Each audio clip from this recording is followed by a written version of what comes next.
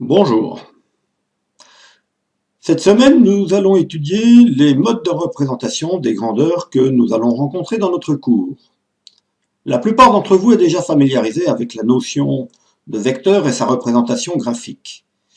Conduit à utiliser la notion de tenseur, nous allons décrire les outils nécessaires pour les représenter et travailler avec, soit sous forme indicielle, soit sous forme graphique, ce qui fera l'objet des deux leçons pour cette semaine.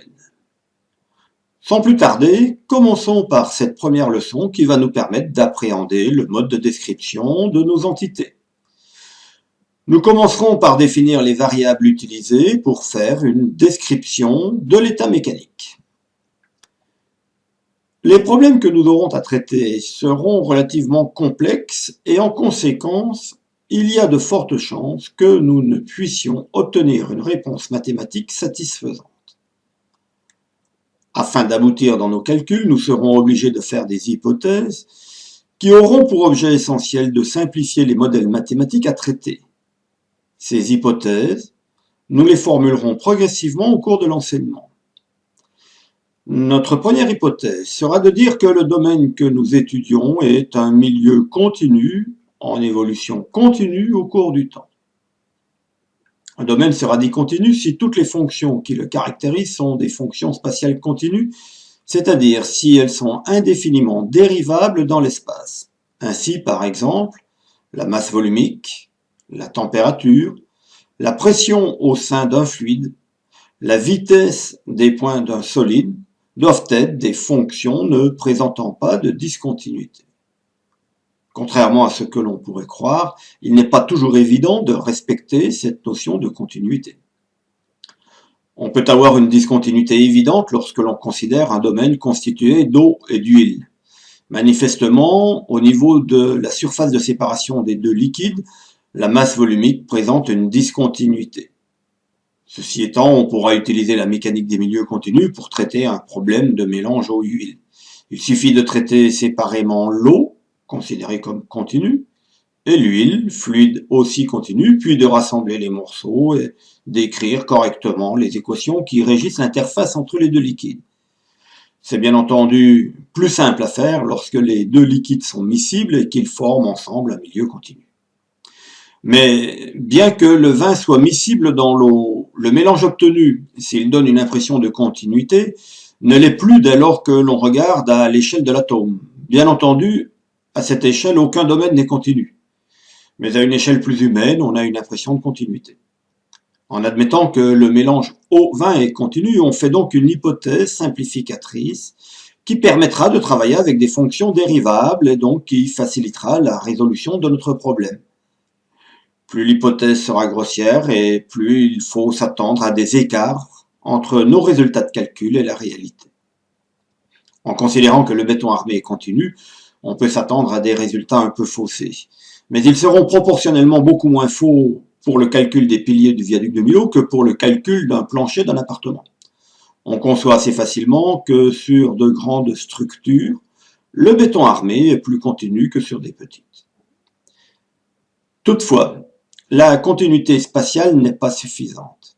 Il faut aussi avoir une continuité temporelle. Les fonctions caractéristiques de notre domaine doivent être aussi infiniment dérivables vis-à-vis de la variable temps. Ainsi, par exemple, la masse volumique d'un corps que l'on réchauffe sera une fonction continue au cours du temps. À nouveau, cette continuité dans le temps n'est pas toujours acquise. Les phénomènes de cavitation sont un exemple de discontinuité. Lorsqu'au sein de l'eau liquide, on passe en un point en dessous de la pression de vapeur saturante, une bulle de vapeur se forme instantanément. Bien évidemment, la masse volumique va alors brutalement varier. De même, la mécanique de la rupture, qui a pour objet l'étude de la propagation des fissures dans un domaine, fourmille d'exemples de fonctions discontinues, comme par exemple le déplacement d'un point. Mais à nouveau, par des artifices, nous arriverons à traiter la mécanique de la rupture en prenant pour base la mécanique des milieux continus. Avant de définir les variables que l'on peut utiliser pour faire une étude, il convient de préciser comment seront repérées ces variables. Et pour cela, nous allons définir les notions de référentiel et de repère. Le référentiel est attaché à l'observateur. Il représente l'ensemble des points animés d'un mouvement de corps rigide par rapport à l'observateur. Les fonctions étudiées seront définies par rapport à ce référentiel. Pour des fonctions scalaires telles que la température ou la masse volumique, le référentiel est suffisant pour les caractériser. Quand on parle de température en un point d'un corps, on désigne la valeur d'une fonction scalaire dont on mesure l'écart par rapport à un référentiel. Par contre, pour des fonctions plus complexes, comme des fonctions vectorielles telles que la vitesse d'un point, il est d'usage courant de les symboliser par leurs composantes sur des repères.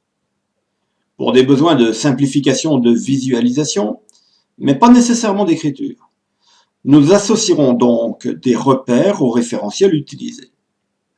Ce repère, caractérisé par le choix d'un point dit origine et d'une base, nous permettra de décrire des fonctions scalaires qui ne seront pas moins que les composantes de la fonction vectorielle dans le repère.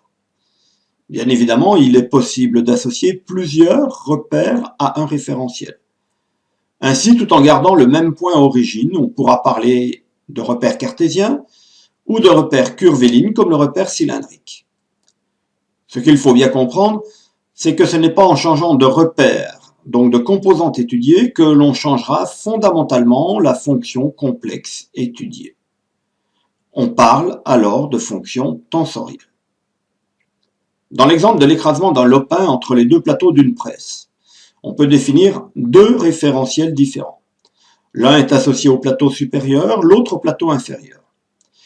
Il est indispensable que les deux observateurs, dépendant de ces deux référentiels, traduisent dans leur référentiel, et éventuellement si nécessaire avec leur repère, le même phénomène physique et qu'ils puissent, l'un et l'autre, échanger leurs informations sans problème.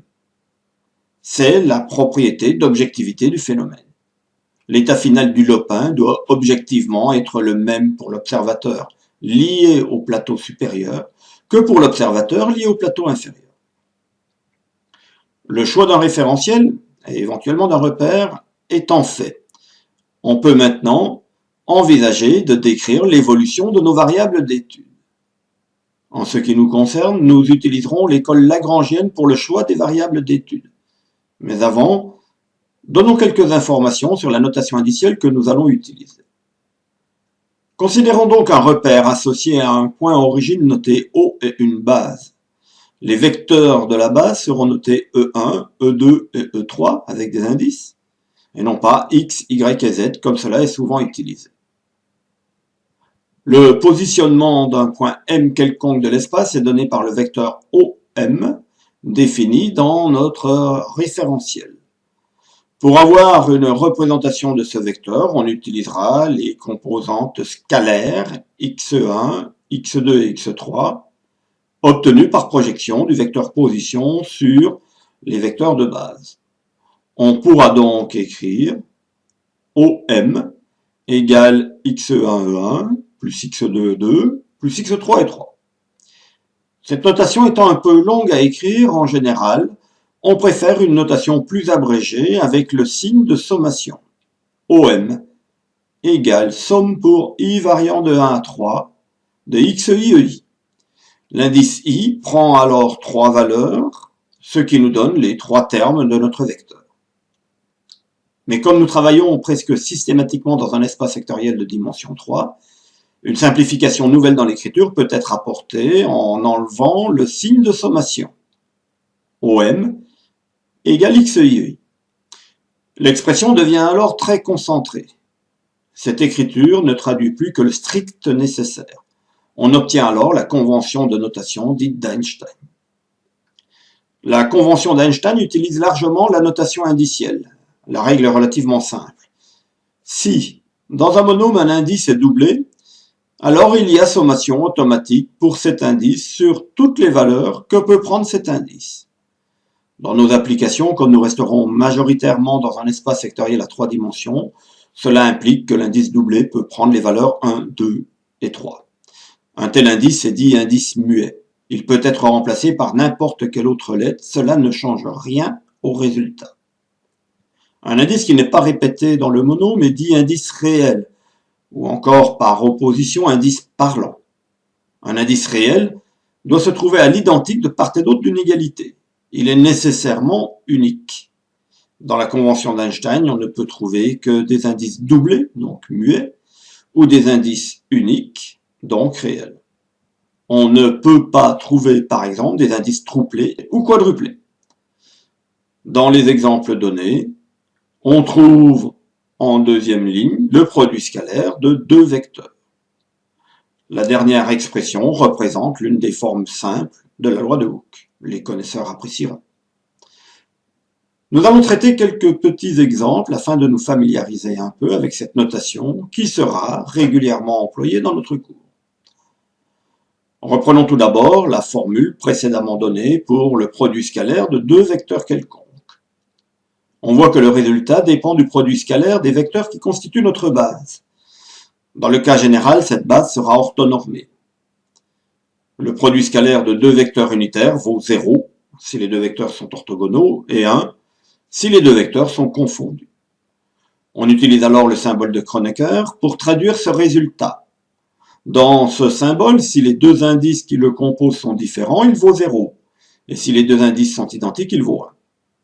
Mais alors, dans la double sommation qui traduit le produit scalaire, il n'est pas utile de garder les termes pour lesquels les deux indices sont différents. En ne gardant que les termes ayant des indices identiques pour le symbole de Kronecker, ce dernier vaut 1 et le résultat final est dès lors très simple. On peut aussi s'intéresser à l'expression indicielle de certains opérateurs couramment employés en physique. Pour cela, considérons tout d'abord une fonction continue scalaire, S de m égale S de xi, définie en tout point de l'espace. On admet que la valeur de cette fonction dépend de la position du point, position donnée par les variables xi. On parlera d'un champ scalaire. On peut alors envisager de regarder, par l'intermédiaire de l'opérateur gradient, quelles sont les variations spatiales de notre fonction. On obtient un vecteur. Dans un repère cartésien, les composantes de ce vecteur sont données par les dérivées partielles de la fonction S de xi, vis-à-vis respectivement des variables de position. On peut aussi considérer une fonction continue vectorielle, V, définie elle aussi en tout point de l'espace. Cette fois, ce sont les composantes dans une base cartésienne qui seront dépendantes de la position du point. On parlera d'un champ vectoriel. On peut donner l'expression de la divergence d'un vecteur. On obtient alors une fonction scalaire dont la valeur est la somme des dérivées partielles des composantes vis-à-vis respectivement des variables de position. À partir de ces résultats, on peut facilement en obtenir d'autres. Par exemple, si l'on veut exprimer la divergence d'une fonction vectorielle multipliée par une fonction scalaire, il nous suffit de faire le calcul avec la notation indicielle pour obtenir le résultat. Afin d'étudier l'évolution d'un domaine, il faut tout d'abord se donner un référentiel d'étude. Pour des questions de facilité de représentation, on associera un repère à ce référentiel. On pourra alors, pour tout instant choisi arbitrairement comme initial, déterminer l'ensemble des vecteurs position des particules matérielles constituant le domaine. On définit ainsi la configuration de référence. Pour décrire le mouvement du domaine par rapport à ce référentiel, il convient de se donner la loi d'évolution au cours du temps des vecteurs position. On obtient alors un champ vectoriel fonction du temps. Cela nous donnera alors la configuration actuelle. Dans un premier temps, nous adopterons par convention des lettres majuscules pour la configuration de référence et des lettres minuscules pour la configuration actuelle. On constate qu'il faut être capable de donner les lois d'évolution des paramètres de position actuelle en fonction des paramètres de position initiale et du temps pour connaître l'évolution du domaine. Les paramètres de position initiale et le temps constituent les variables de Lagrange. Le vecteur vitesse d'un point est obtenu par dérivation par rapport au temps du vecteur position. Si la base utilisée pour la représentation est une base cartésienne, c'est-à-dire avec des vecteurs indépendants de l'espace et du temps, les composantes du vecteur vitesse dans cette base seront obtenues simplement par dérivation par rapport au temps des composantes du vecteur position. Comme dans les variables de Lagrange, la position initiale du point est indépendante du temps, on peut utiliser indifféremment une dérivée droite ou une dérivée partielle pour calculer les dérivées du vecteur vitesse.